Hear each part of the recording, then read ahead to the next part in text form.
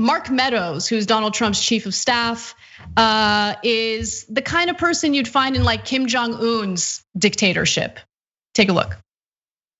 You know, the president has denied this, but why would his sister lie about it in what she thought was a private conversation? Does the president have any evidence at all to back up his denial? Well, he does. I mean, Pam Shriver came out. I guess the person that was accused of taking the test actually was. Actually, that was a different Joe Shapiro. Yeah. Well, it was actually interesting because it was a Joe Shapiro at the same school. So when we start to look at that, listen, we have the president of the United States, one of only 45 people that have been elected. I can tell you a number of other things that supposedly have been alleged that the president doesn't read much. You may see it when he goes to Marine One. There's a cardboard box that is brought on Marine One. What's in there are clippings and clippings each and every day. He reads probably more than anybody I know, which causes me to have to read more because every morning he's giving me a to-do list. Every evening he's giving me a to-do list. So listen, this is politics as usual by a niece that was written out of a will that would apparently just has an axe to grind because she wants Joe Biden to be president. I can tell you this, that this president each and every day is not only well prepped, but does more than any president that I've ever been able to have the privilege of researching and reading about in terms of wanting to make sure that we advance critical agendas for the hardworking American people on Main Street. Have some self-respect. That's right. Have some decency. How pathetic. Yeah.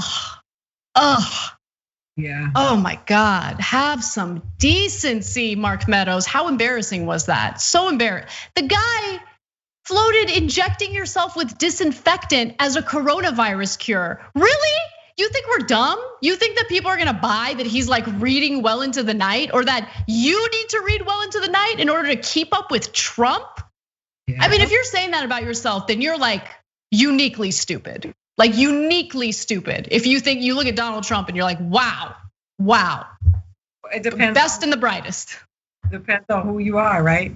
I mean, I'm sure that when he steps onto the plane, they hand him a basket with Sudoku puzzles and whatever they have to do, keep him busy during the flight so that he is not a distraction for the people who are actually running the country. But the fact that this man could not get through a sentence without a flub, like every single sentence that he said, he had a flub in. If you pay attention to that video, he was like, because he's lying, right? He doesn't even believe what he's saying. And you watch Obama, deliver his speeches regardless of how you feel about Obama, and you listen to Obama's ability to address the country and the world, and then you listen to Donald Trump, and you see that there is a stark difference. And it doesn't have anything to do with political affiliation. That's just common sense, right? So even Bill Clinton was far more eloquent and articulate. And you can name all the other presidents as well, because this is the dumbest president that ever graced that podium. And unfortunately for him, they can attack intellectualism all they want, but it is the smart people who document history, not your dumb friends. So y'all can tell all the lies you want, but the people who write the history books are the people you make fun of that go to colleges and are paying student loans, and they are the ones that will document how dumb you are. And that haiku that you recited to prove your cognitive skills is very indicative of how dumb you actually are, because no one who is truly intelligent feels that they ever have to make a display to prove it. And that alone is the indicator of how you think you're dumb, because you have to tell us, guess what? I'm not dumb, because only a few people can recite 5 words back to back. And they went and did something, and then they came back 30 minutes later, and I still remembered the words. That is the president of the United States, my folks. Thanks for watching The Young Turks, we really appreciate it. Another way to show support is through YouTube memberships. You'll get to interact with us more. There's live chat emojis, badges.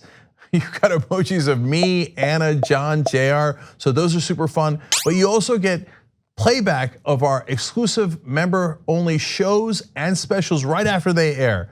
So all of that all you gotta do is click that join button right underneath the video. Thank you.